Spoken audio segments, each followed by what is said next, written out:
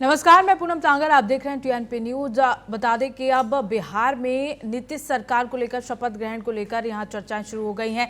बता दें कि बड़ा अपडेट, जो 20 को नीतीश सरकार का शपथ ग्रहण समारोह है। एनडीए के घटक दलों ने अपने नाम तय कर लिए हैं। बीजेपी में कुछ भी तय नहीं है। पटना से दिल्ली तक मीटिंग का दौर जारी है। आधे से ज्यादा मंत्रियों को बीजेपी बदल सकती है।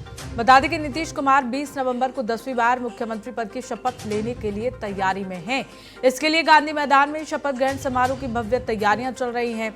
सभी पार्टियां चुनावी जीत के बाद सरकार में अपनी हिस्सेदारी के लिए गुनागणित करती हुई नजर आ रही हैं। सूत्रों की माने तो जेडीयू, एलजेपीआर और हमने मंत्रियों के लिए अपने उम्मीदवारों के नाम तय कर लिए हैं।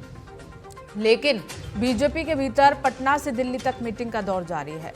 सूत्रों के मुताबिक बीजेपी अपने आधे से ज्यादा मंत्रियों को बदल सकती है, जबकि नीतीश कुमार अपने पुराने चेहरों पर ही भरोसा जता सकते हैं।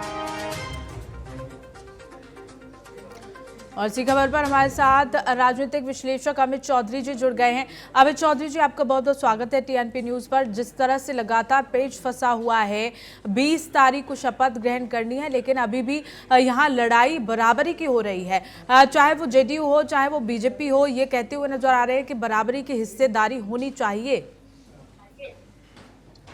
जी नमस्कार सभी दर्शकों को। पूनम जी, निश्चित रूप से जब दोनों गठबंधन आप देखें, जदयू और भाजपा चुनाव से पहले जुड़वा भाई बन गए जी, तो यह अपेक्षा होगी कि सीट बंटवारा जब हो तो सीट बंटवारे में भी समान भागीदारी हो।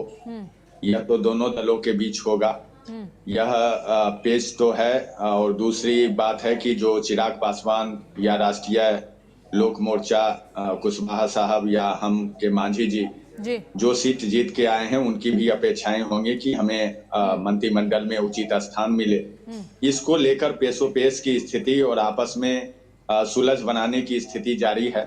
लेकिन सबसे पहले तो शपथ ग्रहण समारोह है, और यदि सीट बंटवारे का पेच सुलझ जाता है और नामों पर फैसला गठबंधन के सहयोगी दल तुरंत ले पाएंगे, तो हो सकता है कि ये बेहतर संदेश जाएगा कि माननीय मुख्यमंत्री के साथ एक साथ ही कम से कम अलग अलग घटक दलों के भी मंत्री या उप मुख्यमंत्री जो तय होने हैं वो शपथ लेंगे। और ये बेहतर संदेश जाएगा, क्योंकि जनता ने जो जनादेश दिया है वह कभी भी इसलिए नहीं है कि आप किसी गुत्थी में उलझ कर रहें। वह स्पष्ट जनादेश है, तो निर्णय भी पूनम जी स्पष्ट होना चाहिए। उसके अलावे आप मंत्रिमंडल में दावेदारी के बाद सहयोगियों को क्या स्थान देते हैं, क्या सीट मिलती है। जो अधिक मत के साथ जीत कर आए हैं उन्हें स्थान मिलेगा, अनुभवी को स्थान मिलेगा। उसके अलावे आप जातिगत पेज को भी देखा जाएगा, सीट बंटवारे के समय मंत्रिमंडल में स्थान मिले।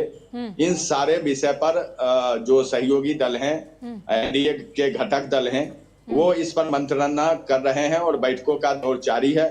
उम्मीद है कि 20 से पहले सारी गुत्थी सुलझ कर सामने जताई जा रही है। लेकिन सभी जो पार्टियां हैं, सभी जो घटक दल हैं, वो ये लगातार कहते हुए नजर आ रहे हैं कि उनकी पार्टी से एक तो ऐसा हो जिसको ये पद मिले। चाहे एलजेपीआर की बात कर ली जाए, वो उप मुख्यमंत्री के पद को लेकर लगातार यहाँ चर्चाओं में है, कहते हुए नजर आ रहे हैं। लेकिन ये भी कहा जा रहा है अमित जी की जेडीयू ये कहती हुई नजर आ रही है कि मुझे अपने पुराने मंत्रियों पर ही भरोसा है, मैं कैबिनेट में बहुत ज्यादा बदलाव नहीं करूंगा। लेकिन ये भी कहा जा रहा है एक और कि बदलाव हो सकता है। जो पुराने मंत्री थे, जिन पर अपराध, भ्रष्टाचार के तमाम आरोप लगे थे, अब विपक्ष को किसी तरह का मौका जो है सत्ता पक्ष नहीं देना चाहता है कि विपक्ष इस पर उंगली उठाए कि अपराधी और भ्रष्टाचारियों को मंत्रिमंडल में जगह दी जा रही है। तो इस बात को सोचकर भी यहाँ लगातार पेच फंसता हुआ नजर आ रहा है। आपको याद होगा कि मैंने इसी मंच पर इस बात को कहा था कि स्वच्छ छवि के जो लोग हैं, जिन्हें अनुभव है और जो तेज तरार हैं, जिनमें युवाओं को भी शामिल किया जा सकता है और अनुभव को भी मिश्रण किया जाएगा। तमाम दृष्टि से देखते हुए, और जहां तक डिप्टी सीएम की बात है, उसमें तो सभी दलों की अपेक्षाएं होंगी। लेकिन आप देखेंगी तो डिप्टी सीएम एक हवा मात्र है, उसका कोई खास औचित्य नहीं है। हाँ। वो एक मंत्री के समान ही होते हैं और इसी पेच में फंसकर तो महागठबंधन फेरे में फंसा कि 3 और 4 डिप्टी सीएम के पेच में फंसा रहा महागठबंधन।